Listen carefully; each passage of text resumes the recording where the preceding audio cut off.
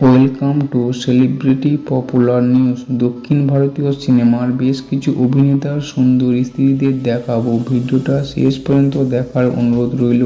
11ই September 2006 সালে জ্যোতিকা সর্বাননের সঙ্গে সূর্যার বিবাহ হয়। তাদের দুই সন্তান রয়েছে, একটি কন্যা দিয়া এবং একটি পুত্র দেব। 25 এপ্রিল 2000 সালে শালিনীর সঙ্গে অরিজিৎ কুমারের বিবাহ হয়। তাদের দুই সন্তান রয়েছে, কন্যা অনামিকা এবং পুত্র আদিক। 14 জুন 2012 সালে উপাসনা কামের সঙ্গে রামচরণের বিবাহ হয়। তাদের এখনো কোনো সন্তান নেই।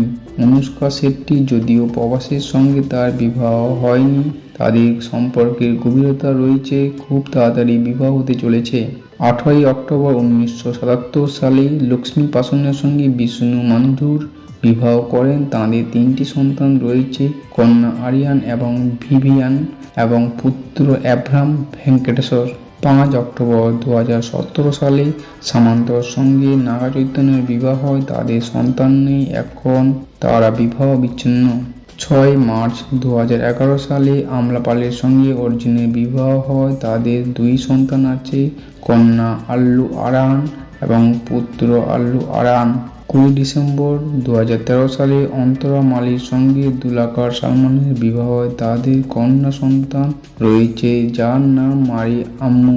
10 ফেব্রুয়ারি 2005 সালে নম্রতা শিরোদকর সঙ্গে মহেশ বাবুর বিবাহ হয়। তাদের দুই সন্তান রয়েছে। 18 জানুয়ারি 2018 সালে অমৃতা সুধাকরের সঙ্গে রানা দাগুপতির বিবাহ হয়। তাদের এখনো কোনো সন্তান নেই।